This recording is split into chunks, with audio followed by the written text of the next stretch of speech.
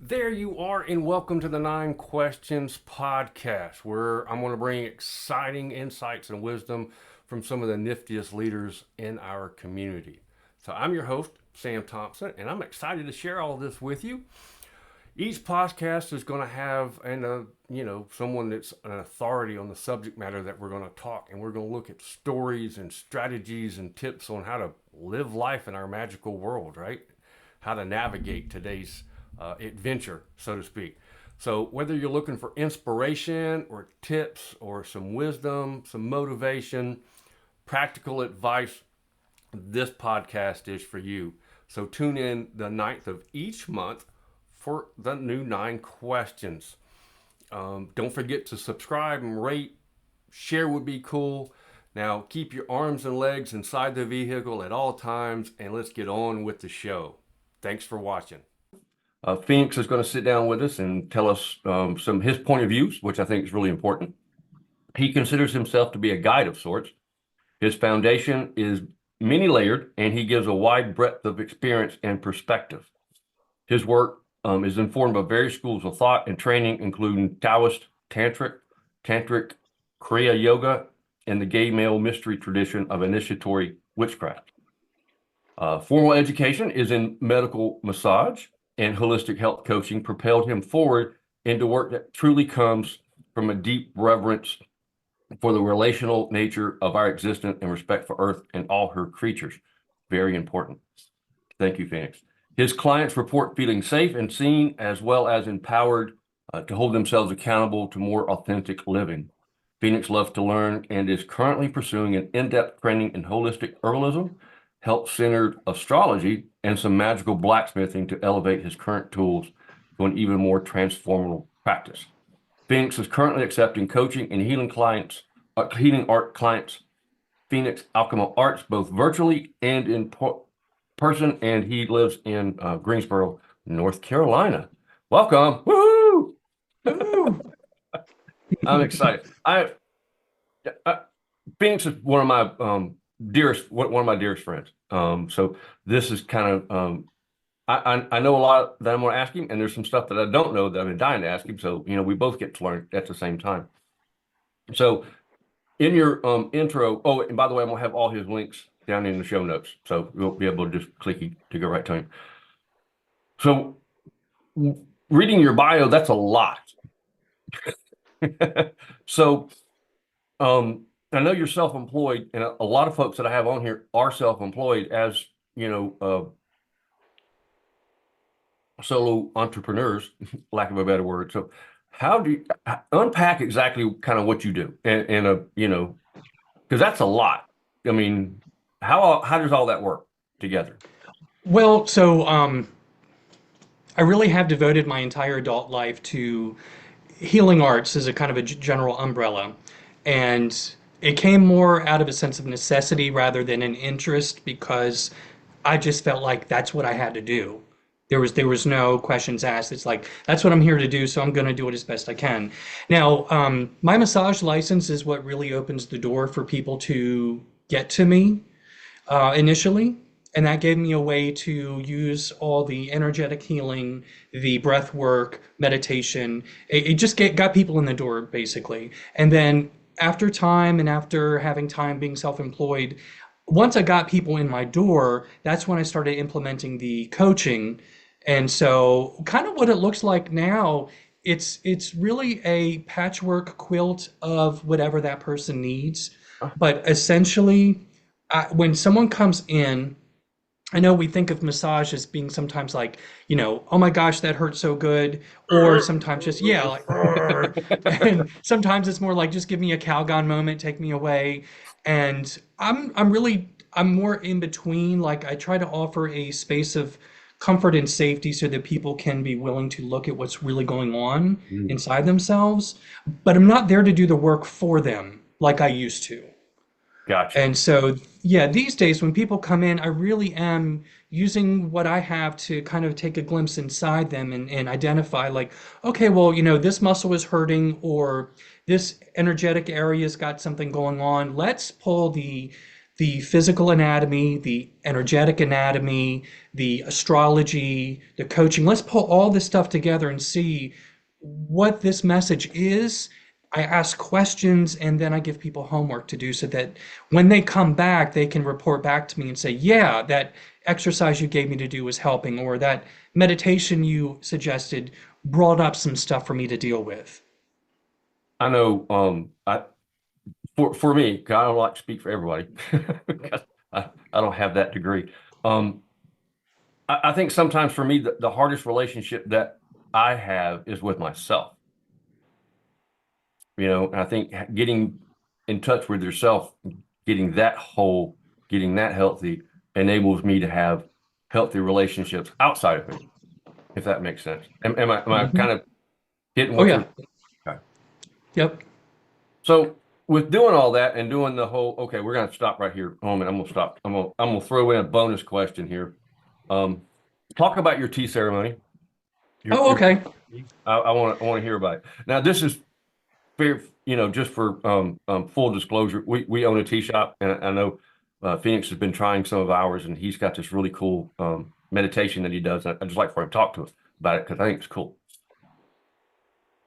Well, I recently took there was an online, we have all these online witch courses these days, and this was another. I think it was the particular teacher is a Taiwanese Canadian woman, very, very gifted person. Her name is Mimi, ceremony.com is her. And the class that I took with her opened my eyes to something I had kind of touched on when I was a kid. And that was watching the Karate Kid movie too, when there was this tea ceremony. And I know that that was made for the movies and all that, but something about the reverence in that scene really deeply spoke to me. And then, and I remember being a kid thinking like, well, that's how I want to be. Like I want to have that in my life one day. I wanted to be Mr. Miyagi, by the way. And so, look down many, many years down the road, I take this class and I find how the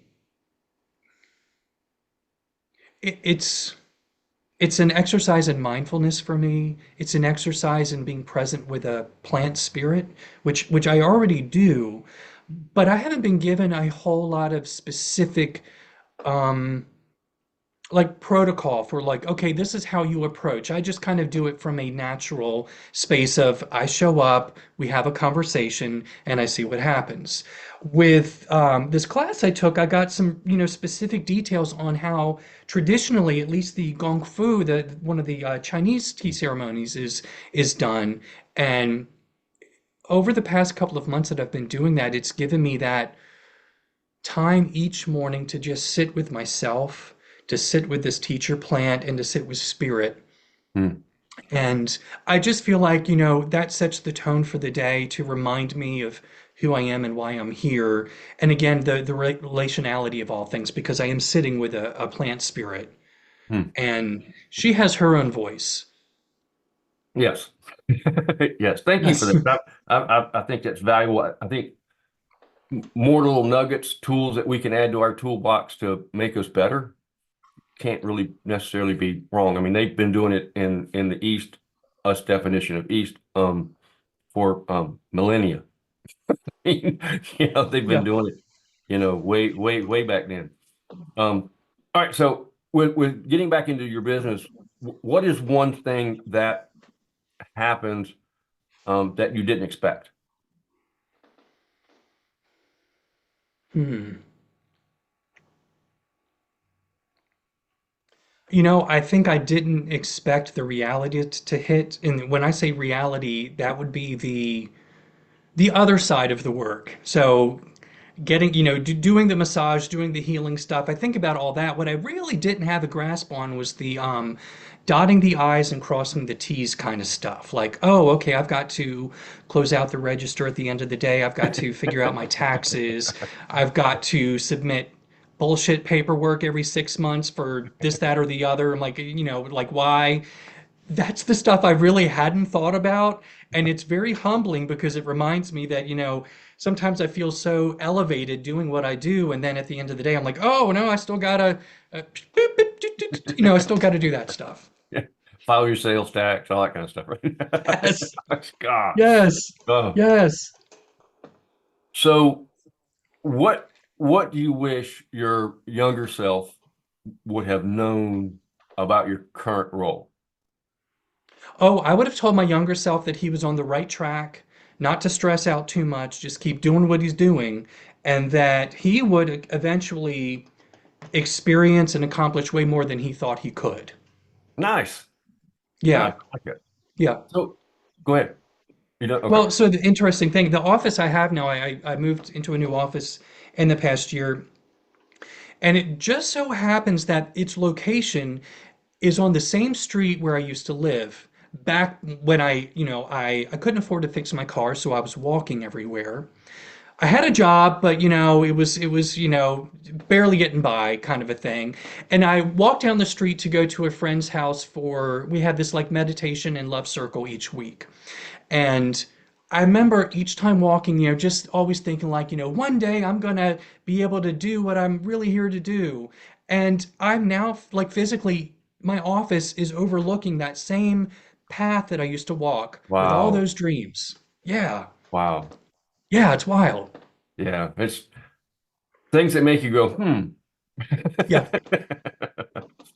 Yeah. So what is your proudest accomplishment? Hmm.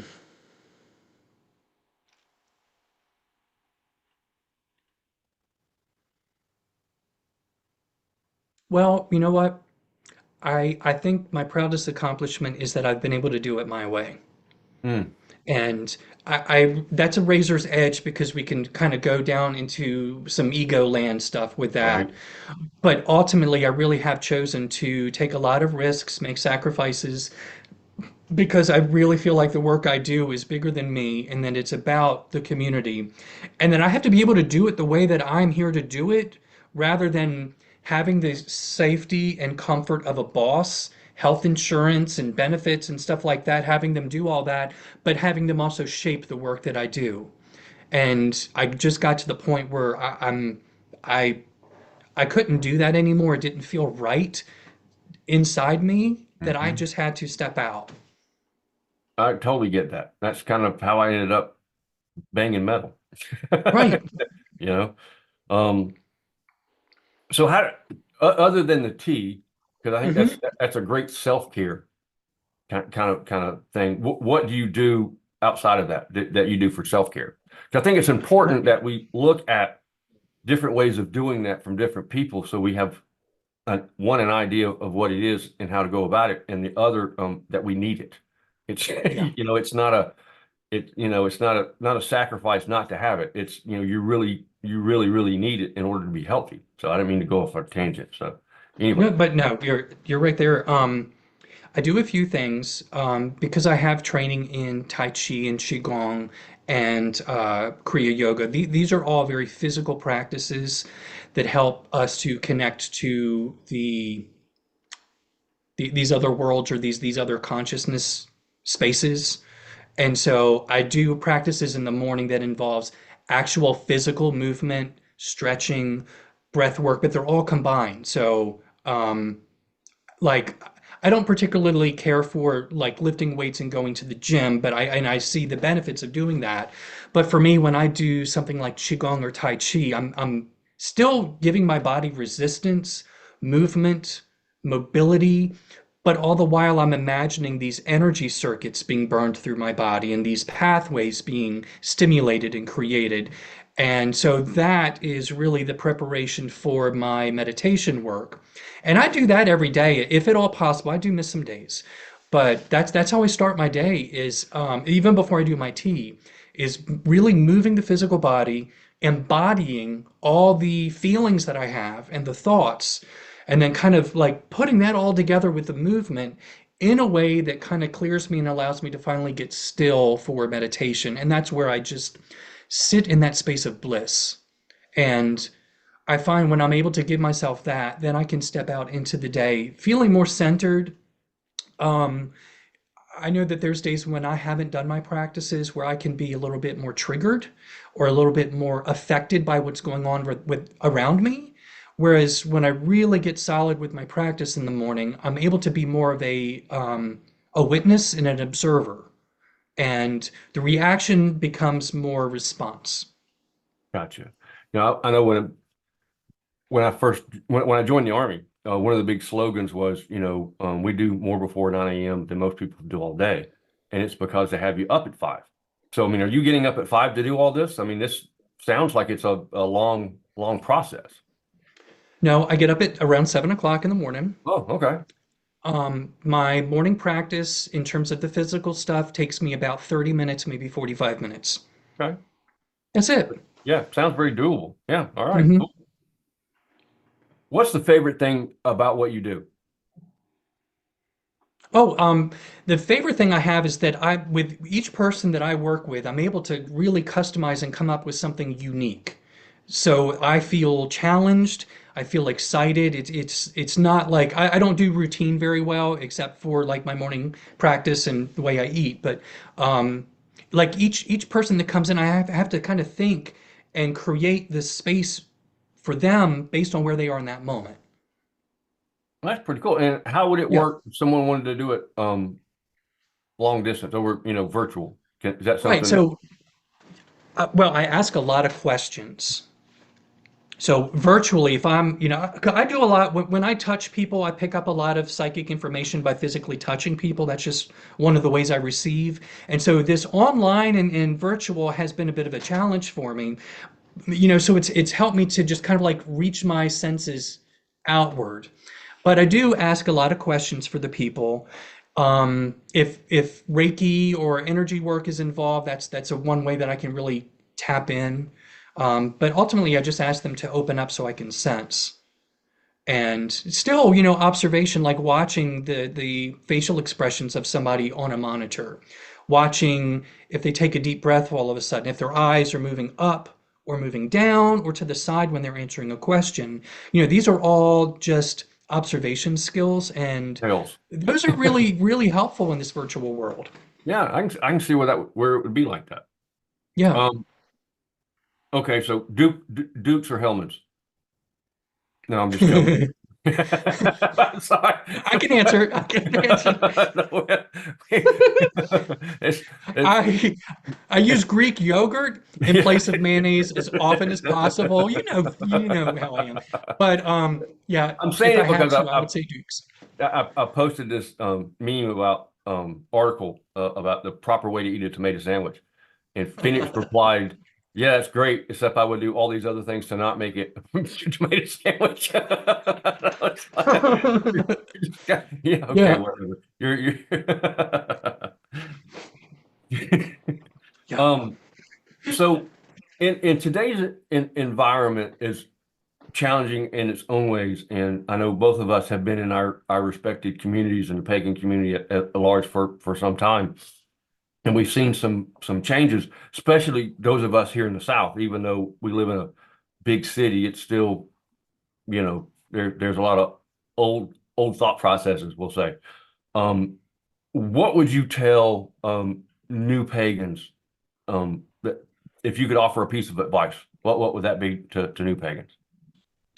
I would suggest that they read a lot and that they're careful about what they read and that they really do a lot of cross-referencing with the information that they get. And I say read because I see there's a lot of information coming out through various social media platforms, and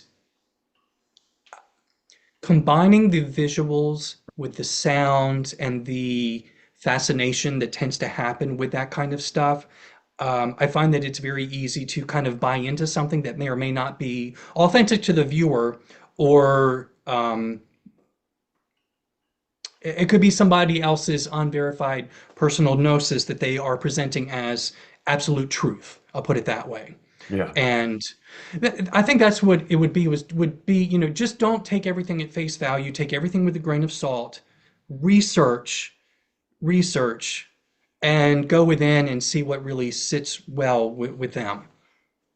Yeah, I think sometimes, where I started 30 years ago and where I am now, um, it's been a very much a winding road with all that. And some things that I got into weren't, like you said, necessarily, authentic or have my best interest in mind. And it's easy to do because you've got that emotion, that's tapped into it that you're trying to dig into. And I think sometimes people get caught up in the shiny, Hmm. yeah, and realize they don't realize that, nobody can do your push-ups for you. You have to do the work. And I think as humans, overall as a species, we don't like to be uncomfortable, you know. Hmm. And Yeah. I've learned that I've gotten comfortable with being uncomfortable. It's just because it's just how it is, right? It is. As Phoenix drinks his tea. Mhm. All right, so we talked a little bit about community and about changes before we got on. We were kind of discussing it. So I asked this of everybody: what is one thing that you see that we could do to make our community better? I think it's a matter of really, I think it's a matter of respect. I was thinking Mm. tolerance at first, but even tolerance sometimes can be a loaded term. Hmm. And one thing I find is that there is oftentimes a lack of respect from person to person, path to path, tradition to tradition. We're all witches, pagans, we all have different terms for what we do, animist, whatever we want to call it. Um, we're still very much othered by conventional norms and the system. And so I think if we can approach one another with more respect, that we can have our differences, we can do things differently, and still be viable people, still be important members of our community and our culture. Stop all the fighting and the bitching and groaning and the finger pointing and that kind of bullshit. Yeah, all of that. That's perfect. That's kind of how I'm seeing it. At some point, I haven't figured it out. At some point in time over the last few years, we've got this idea that if we disagree, we're enemies. And I don't know where that happened. It Hmm. didn't used to be like that. It's like, okay, well, we can't agree on this. What can we agree on? So we can get the work done, because we have that commonality of we need to get work done. But there's this bubbling of a lot of infighting, and it's not necessary. No one has the way. We're not Mandalorian, right? So Right. this and this idea, and what it does, here's the thing that really bothers me. What it does is it creates these little cliques and these Hmm. little silos that we have everywhere, and they don't work together. So you're by yourself alone, right? In your own little community. So you're not getting new information. So you're not growing. And then you're just building these raw walls thicker and thicker to where you can't reach out to anybody. And as a species, we're pack animals. We need community. I Hmm. mean, the worst thing you can do to a human is put them in solitary confinement Yeah. because we can't operate that way. We're pack animals. We need community. I think he really hit it on the head. I would like to see us be more, yes, we disagree on that and we can still work together. You Mhm. know, um, do you have anything you want to add before we close it down? Well, I think tying into an experience that you and I have shared several times now is the magical blacksmithing immersion weekend, Oh, and we're going that's to a talk about fine that at example. Patreon. So if The you're not next one, there, okay, yeah, no, you can talk about it here, but we're going to do a deep dive over there on it. So yeah, go ahead. okay. Sorry, I didn't interrupt.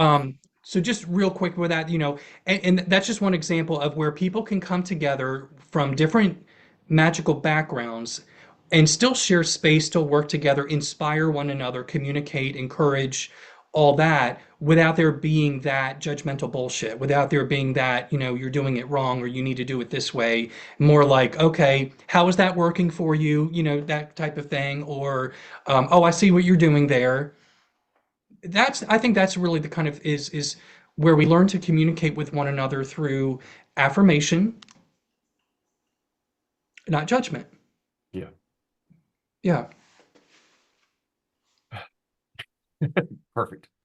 Yeah. All right. So those of you that are going to follow us over to Patreon, you're not going to, there's a lot of stuff over there. If you're not over there, you really need to get to that. We'll talk about metal magic over there. So Phoenix has a very unique look because he's actually an apprentice of Ravens Keep Forward. So we're going to kind of pick his brain a little bit with that.